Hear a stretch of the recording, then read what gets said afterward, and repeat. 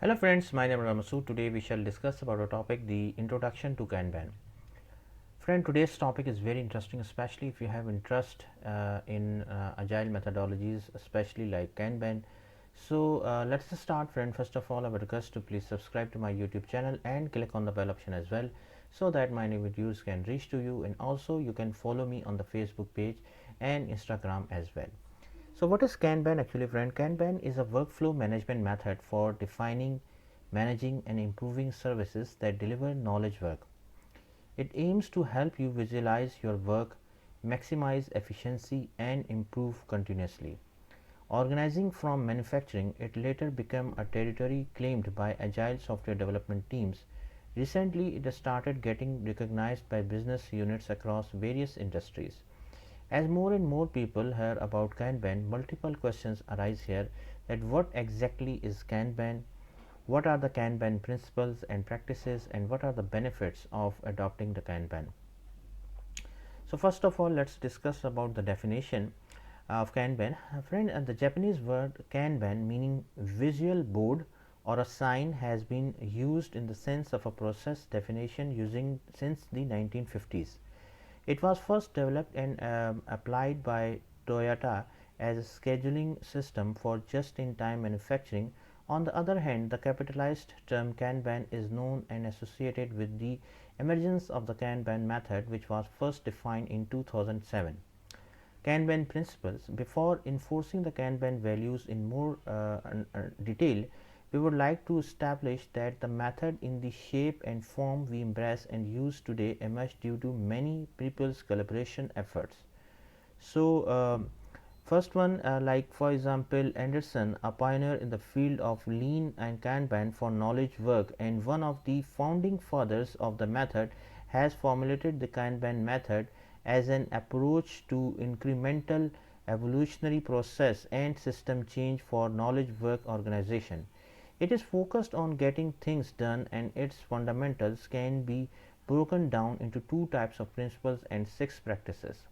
First one, change management principles. Blending with the already established processes in a non-disruptive way, pursuing evolutionary changes and continuous improvement. So let's talk about the principles. First one is the start with what you do know. And now, Kanban offers the flexibility to use the method on top of existing workflows, systems, and processes without disrupting what is already in place.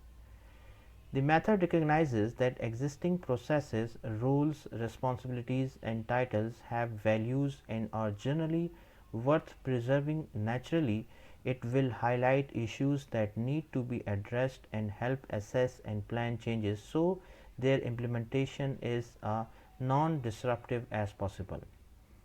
Principle 2: agree to pursue incremental evolutionary change.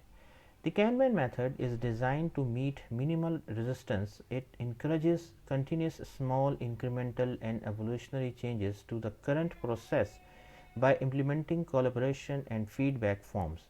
In general, sweeping changes are discouraged because they usually encounter resistance due to fear or uncertainty. Principle 3 encourages act of leadership at all levels. Leadership at all levels drives from people's everyday insights and acts to improve their way of working.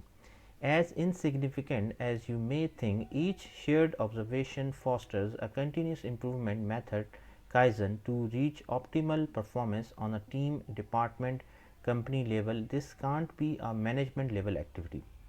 Service delivery principles. Kanban aims at developing a service oriented approach. It requires that you profoundly understand your customers' needs, create a network of services where people self organize around the work, and ensure that your system continuously evolves. Principle 1: focus on customer need and expectations. Delivering value to the customer should be at the center of each organization. Understanding the needs and expectations of your customers bridge the attention to the quality of the provided services and the value it creates. Principle 2: manage the work. Managing the work in your network of services ensures that you empower people's abilities to self organize around the work. This enables you to focus on the desired outcomes without the noise created by micro managing the people delivering the services. Principle 3, regularly review the network of services.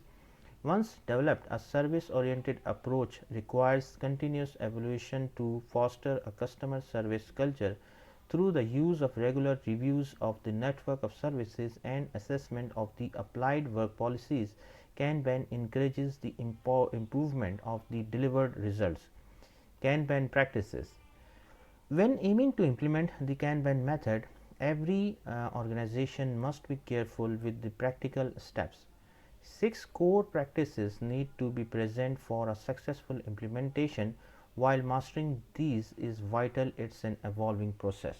First one, visualize the workflow. To visualize your process with a Kanban system, you will need a board with cards and columns. Each column on the board represents a step in your workflow. Each Kanban card represents a work item. The Kanban board itself represents the actual state of your workflow with all its risks and specifications. The first and most important thing for you is understanding what it takes to get an item from a request to a deliverable product. Recognizing how work flows through your system will set you on the path to continuous improvement by making well observed and necessary changes. When you start working on item X, you will put it from the to do column, and when it is completed, you move it to done.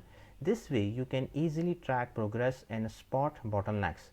Naturally, your Kanban board might have a different outlook as it depends on your specific needs and processes. Limit work in progress WIP. One of the Kanban's primary function is to ensure a manageable number of active items are in progress at any one time. If there are no work in progress limits, you are not doing Kanban. Switching a team's focus halfway through will generally harm that process, and multitasking is a sure route to generating waste and inefficiency. Limiting WIP means implementing a pull system on parts or the complete workflow. Setting maximum items per stage ensures that a card is only pulled into the next step when there is available capacity. Such constraints will quickly eliminate problems areas in your flow so you can identify and resolve them. Manage flow. Managing the flow is about managing the work but not the people. By flow, we mean the movement of work items through the production process at a predictable and sustainable pace. One of the main goals when implementing a Kanban system is to create a smooth, healthy flow. Instead of micromanaging people and trying to keep them busy all the time, you should focus on managing the work processes and understanding how to get that work faster through the system. This would mean that your Kanban system is creating value more quickly. Make process policies explicit. You can't improve something you don't understand. This is why your process should be clearly defined, published, and socialized. People would not associate and participate in something they do not believe would be useful. When everyone is familiar with the common goal, they would be able to work and make decisions regarding a positive impact. Sparse, visible, well defined, and subject to change work policies have to have the power to boost people's self-organization. Feedback loops. For teams and companies that want to be more agile, implementing feedback loops is a mandatory step. They ensure that organizations are adequately responding to potential changes and enable knowledge transfer between stakeholders. Kanban suggests the use of cadences. An example of a team level cadence is the fully daily team Kanban meeting for tracking the status and the flow of work. It helps to identify available capacity and potential for increasing the delivery pace. It takes place in front of the Kanban board, and every member tells the other what they did the previous day and what they will be doing today. Service oriented cadence in Kanban, such as operations, service delivery, and risk meetings, aim to synchronize and improve your delivery of service.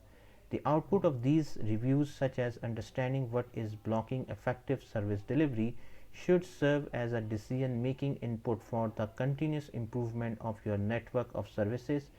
While focused and regular meetings with fewer attendees have proven to be a good practice, the ideal duration of a specific Kanban cadences depend on your context, the team size and topics.